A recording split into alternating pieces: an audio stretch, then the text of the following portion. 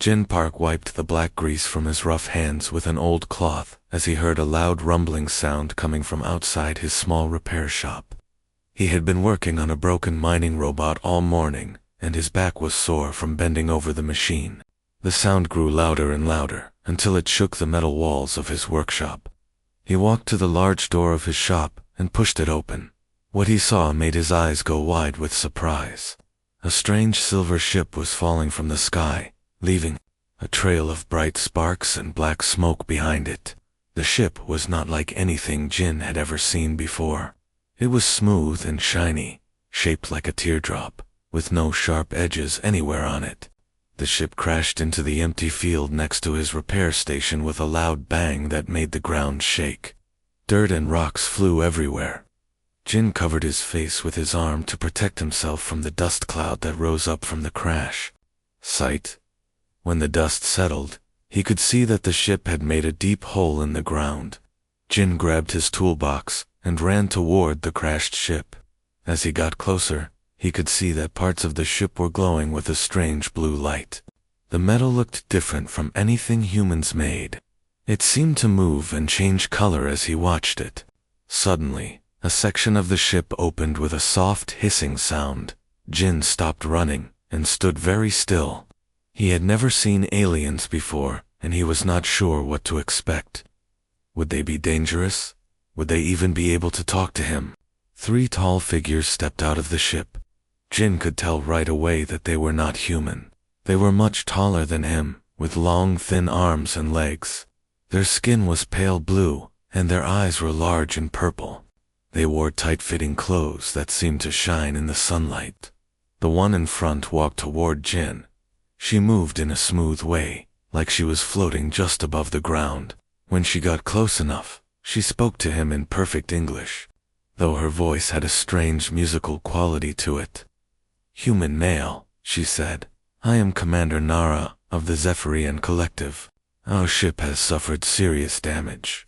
We need help to repair it." Jin looked at the other 2 aliens who had stayed near their ship. One of them was looking at a small device that was making beeping sounds. The other one was walking around the ship, touching different parts of it, and shaking her head. "I am Jin Park," he said, trying to sound calm, even though his heart was beating very fast. "I fix machines here, but I have never seen anything like your ship before." Commander Nara's purple eyes looked sad and worried. "Our ship's engine has stopped working completely. We went to the main repair station in the city, but the technicians there told us it was impossible to fix.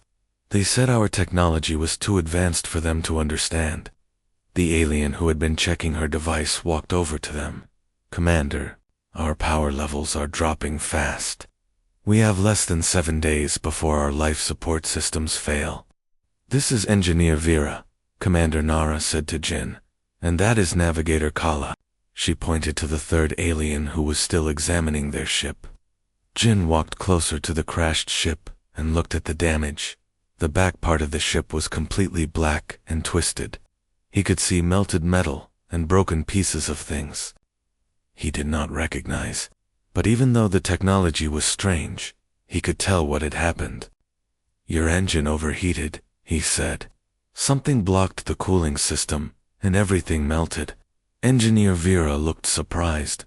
"How can you know this? You have never seen Zephyrian technology before." Jin smiled a little. "Engines are engines, no matter what planet they come from. Heat, fuel, moving parts. When things get too hot, they break." Navigator Kala joined them, and Jin could see that she looked very worried. "Commander, even if this human understands what happened, he cannot fix it. We need quantum phase modulators and plasma flow regulators. This primitive world does not have such components." "Why do you need to fix your ship so badly?" Jin asked. "Can't you just call for help from your people?" Commander Nara's face became even more sad. "Our ship carries medicine that our home planet needs desperately. A terrible disease is killing many of our people. If we do not deliver this medicine within 10 days, thousands will die, maybe millions." Jin looked at the 3 alien women standing in front of him. They were far from home, their ship was broken, and people were depending on them. He thought about his own family, and how he would feel if they were sick and needed medicine that might not come. "I cannot promise I can fix your ship," Jin said, slowly, "but I have been repairing machines my whole life. If there is any way to make your engine work again, I will find it." Commander Nara stepped closer to him. "Why would you help us? We are strangers from another world." Jin picked up his toolbox and started walking toward their ship. "Because it is the right thing to do." Jin crawled inside the alien ship through a small opening that Engineer Vera had shown him. The inside of the ship was very different from anything he had ever seen. The walls glowed with soft blue light, and everything was smooth and curved. There were no sharp corners anywhere. The air smelled sweet, like flowers after rain. "Your cooling pipes are completely melted," Jin called out to the 3 alien women who were watching him work. He was lying on his back under a large machine that hummed quietly. "And your backup systems are connected to everything else. When one thing broke, it broke everything." Engineer Vera shook her head. "That is impossible to fix. We need new quantum phase modulators from our home planet. Without them, the engine cannot work." Jin slid out from under the machine and sat up. His clothes were now dirty, with strange purple oil that leaked from the alien engine. "What exactly do these quantum things do?" he asked. "They control the flow of plasma energy through the engine core," Vera explained. "They must be made from crystallized neutronium and shaped with precision lasers. The process takes months, and you need them to make the engine work. Yes, without them, we cannot create the plasma flow needed for space travel." Jin rubbed his chin with his dirty hand, leaving a purple smudge on his face. He walked around the engine room, looking at all the broken parts.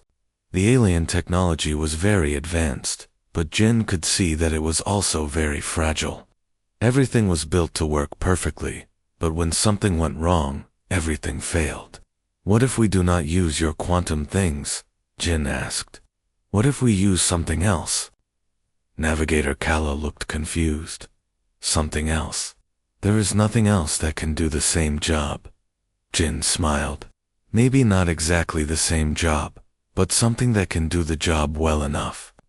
He left the ship and went back to his workshop. The 3 alien women followed him, curious about what he was planning. Jin's workshop was full of old machine parts, tools, and half-finished projects. Everything was covered with oil and dust. It was very different from the clean, perfect inside of their ship. "This place is very disorganized," Commander Nara said, trying to be polite. "Organized enough for me," Jin laughed. He started looking through boxes of old parts. "Ah, here we go." He pulled out a metal cylinder that looked old and worn. "This is a plasma relay from an old human mining ship." Engineer Vera examined the part. "This is very crude technology. It cannot possibly work with our systems. Not by itself." "No," Jin agreed. "But what if we modify it?" For the next 2 days, Jin worked almost without stopping. He took apart the human plasma relay and rebuilt it piece by piece.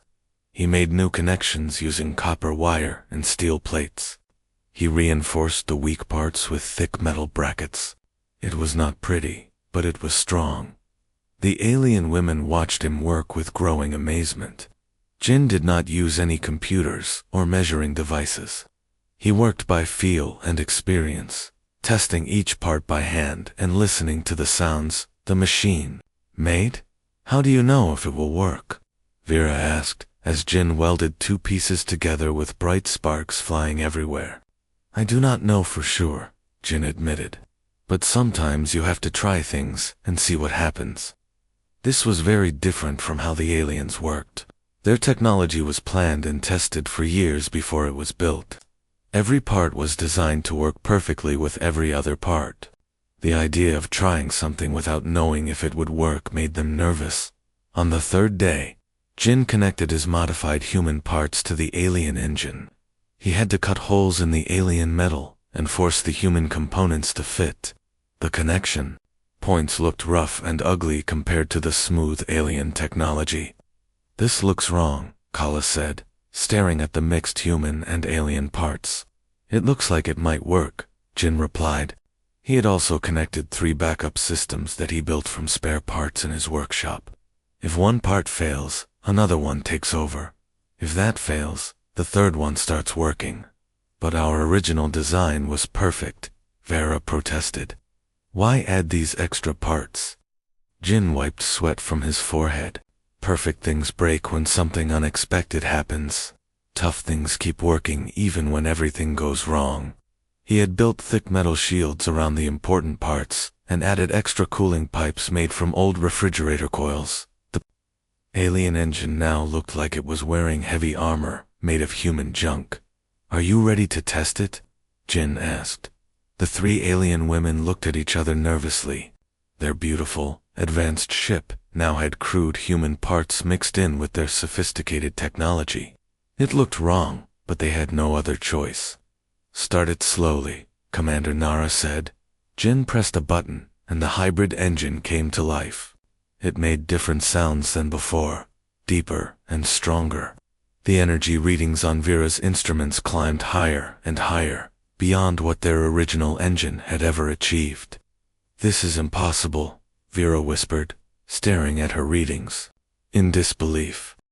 That evening, Jin was still working under the alien ship when he smelled something wonderful.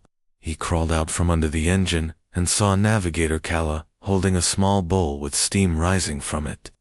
"You have been working for many hours without eating," she said. "This is Zephyrian nutrition paste. It has all the vitamins your body needs." Jin looked at the purple paste in the bowl. It smelled like cinnamon and honey, but it looked very strange. "Thank you," he said, taking a small bite. His eyes went wide with surprise. "This tastes amazing. Much better than the food bars I usually eat." Kala smiled, and Jin noticed that when she smiled, her purple eyes sparkled like stars. "I am glad you like it. On our world, we believe that good food helps people think better." "Your world must be very different from here," Jin said, sitting down on an old crate and eating more of the paste. "Very different," Kala agreed, sitting on another crate nearby. "Our cities are made of crystal and metal that reaches high into the sky.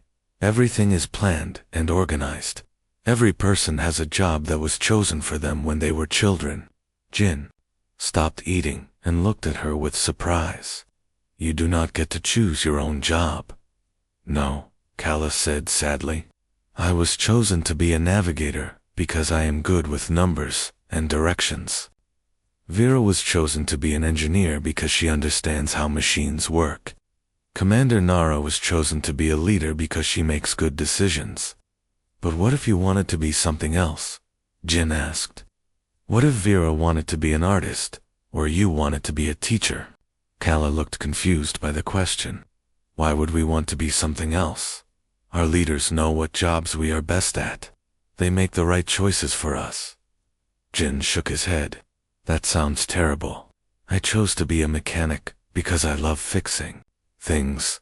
When I was young, I also tried being a farmer, a cook, and a teacher. I was not good at those things, so I became a mechanic." "You were allowed to try different jobs?" Kala asked, with amazement. "Of course. How else would I know what I was good at?" Engineer Vera joined them, carrying her own bowl of nutrition paste. "I heard you talking about jobs," she said. "Jin, how did you learn to fix our ship? Did you study Zephyrian technology in school?" Jin laughed. "I never went to school to learn about engines. I learned by taking apart old machines and putting them back together. When something broke, I tried to figure out how to fix it, but that seems so random," Vera said. "How do you know if your fix will work?" "I do not always know," Jin admitted. "Sometimes I try something and it does not work, so I try something else. Eventually, I find something that works." Vera looked shocked. "On our world, we spend years studying each machine before we are allowed to work on it. We have manuals that tell us exactly how to fix every problem. If the manual does not have an answer, we cannot fix it. What happens if you try to fix something in a way that is not in the manual? Jin asked. We would be punished, Vera said quietly. Engineers who do not follow the rules lose their jobs. Jin stared at her. But how do you learn new ways to fix things? How do you make improvements? Commander Nara walked over to them, looking tired. We do not make improvements, she said. Our machines are designed to be perfect. Improvements suggest that our original designs were flawed, which is impossible. But nothing is perfect, Jin said. There is always a way to make something better. That kind of thinking is forbidden on our world, Nara explained. It causes chaos and disorder. Everyone must follow the rules so that society works smoothly. Jin thought about this for a moment. Is that why you could not fix your ship? Because fixing it in a new way was against the rules. The three alien women looked at each other uncomfortably. Yes, Vera finally admitted. The repair manual said the ship could not be fixed without new parts from our home planet. So we accepted that it could not be fixed. But I do not have your repair manual, Jin said. So I could try anything I wanted. Exactly, Nara said. You were free to think of solutions we were not allowed to consider. Kala leaned forward with curiosity. Jin, do all humans think like you? Do you all try new things when the old ways do not work? Jin thought about the other humans he knew. Most of us, yes. We have to. Life is hard, and things break all the time. If we only did things one way, we would not survive. That must be why your species is so successful, Vera said with admiration. You adapt to new problems instead of giving up. Maybe, Jin said. But it sounds like your people are very good at making things work perfectly when everything goes right. Yes. But what good is perfection if it breaks when something unexpected happens? Nara asked. Jin smiled and offered to share his nutrition paste with the others. As they ate together under the stars, he realized that these alien women were not so different from humans after all. They wanted to help their people. They cared about doing their jobs well. And they were curious about new ideas. The only difference was that they had never been allowed to try. On the fourth morning, Jin woke up before sunrise. He had been dreaming about the alien engine all night, and he had an idea that might work. He quietly walked to the ship so he would not wake the three alien women who were sleeping in a small building next to his workshop. Jin crawled back under the engine and started connecting the last pieces of his repair work. He had spent 3 days building a completely new cooling system, using parts from old human machines. The new system looked nothing like the original alien design, but Jin was confident it would work better. He connected thick copper pipes that he had taken from an old air conditioning unit. He attached powerful fans from a mining ventilation system. He even used cooling fluid from his workshop refrigerator. None of these parts were designed to work together, but Jin had made them fit. The hardest part was connecting the human electrical system to the alien power grid. The aliens used energy patterns that Jin did not completely understand, but he had found a way to make them work with human technology. He used a series of transformers and converters that changed the alien energy into something as human parts. Could use dot. As the sun came up, Jin heard footsteps behind him. He slid out from under the engine and saw Commander Nara, Engineer Vera, and Navigator Kala approaching the ship. They all looked worried and tired. Did you sleep at all last night? Nara asked, noticing the new parts that Jin had installed. Little Jin said, wiping oil from his hands. I think I have solved the problem, but we need to test the engine to be sure. Vera looked at the strange mixture of alien and human technology that now filled the engine room. Thick human pipes ran alongside delicate alien conduits. Crude human switches were connected to sophisticated alien control panels. Heavy human metal plates protected fragile alien components. This looks very unusual, Vera said carefully. It looks like it might actually work, Jin replied with a grin. Kala checked her instruments and frowned. Jin, our fuel supplies are very low. If the engine does not work, we will not have enough power to try again. Then we better hope it works the first time, Jin said. He walked to the main control panel and put his hand on the engine start switch. Are you ready? The three alien women stood together, holding their breath. They had been stranded for 4 days, and their people back home were counting on them to deliver the life-saving medicine. This was their only chance. Jin pressed the switch. For a moment, nothing happened. Then the engine made a low rumbling sound, different from the original alien engine. The sound grew louder and steadier. Lights began to flash on the control panels. The ship started to vibrate gently. Vera stared at her instruments, with her mouth open.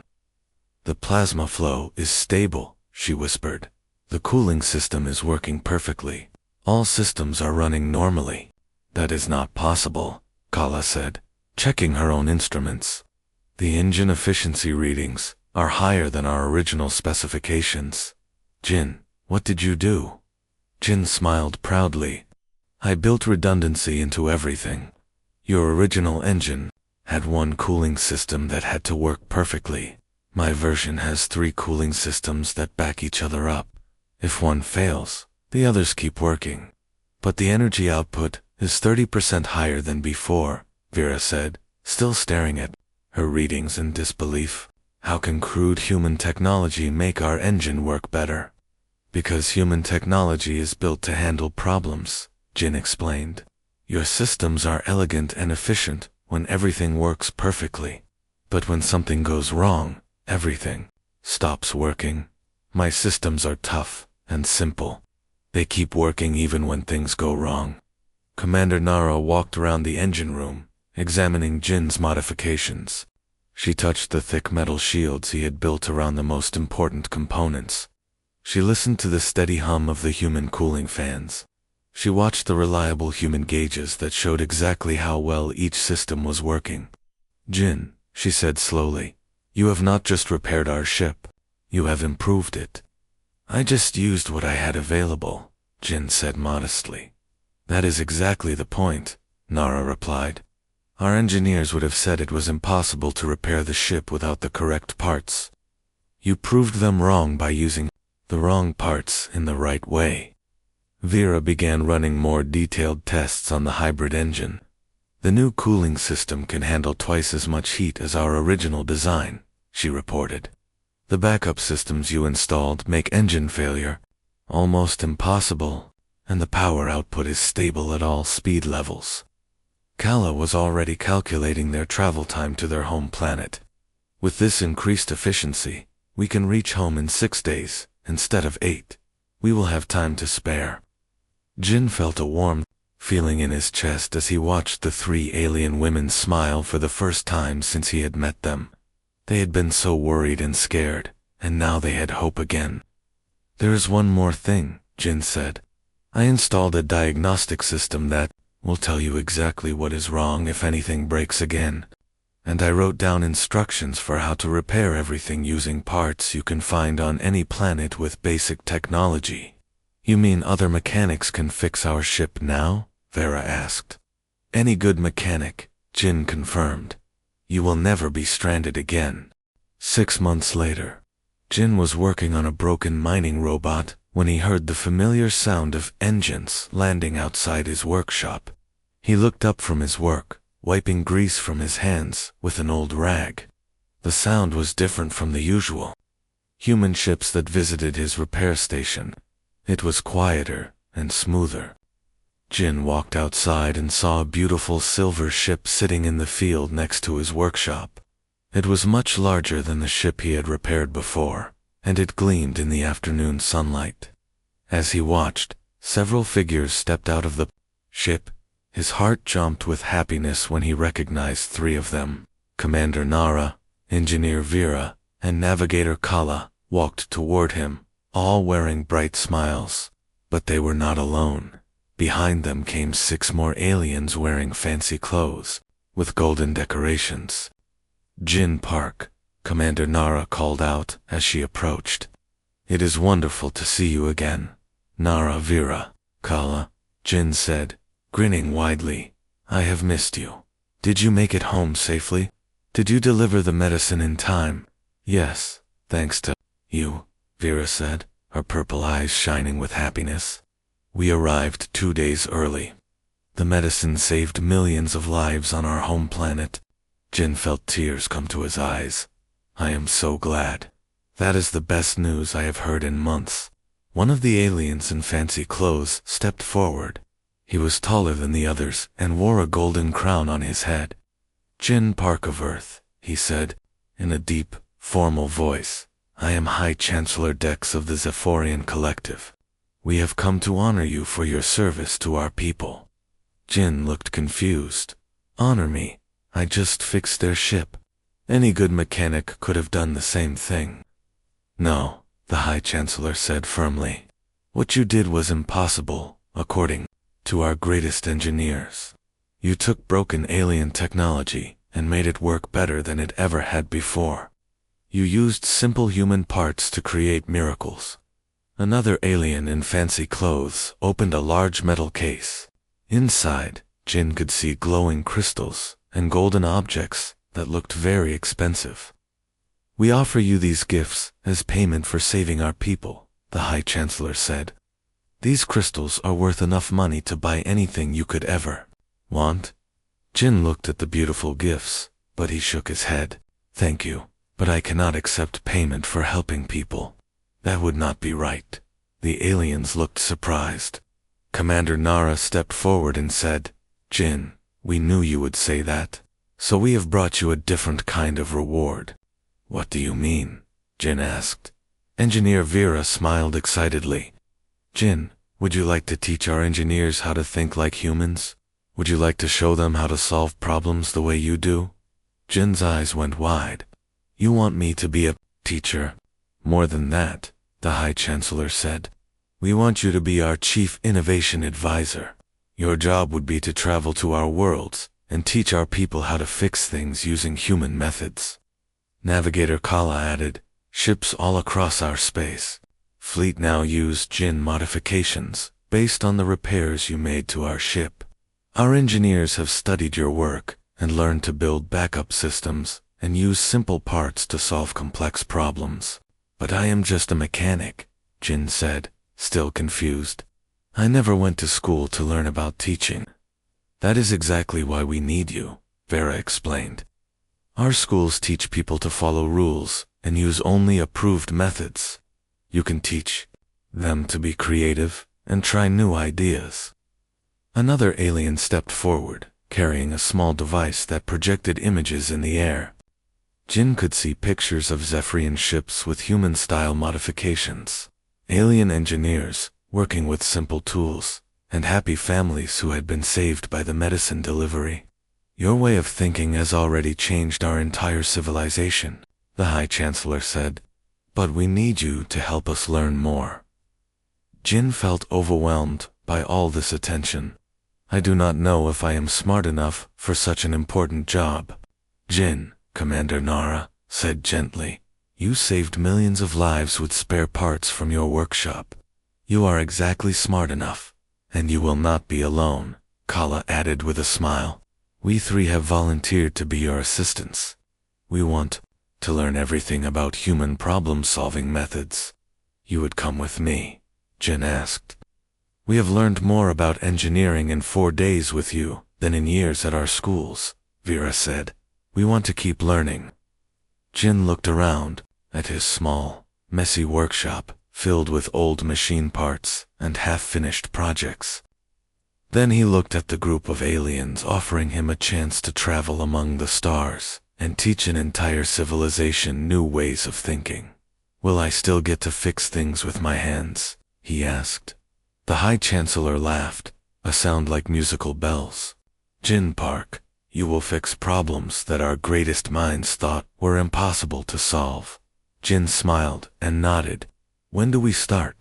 As the sun set behind his workshop, Jin realized that sometimes the greatest adventures begin with the simple act of helping someone in need. He had fixed one broken ship and now he would help fix the thinking of an entire alien civilization. The best part was that he would not be doing it alone.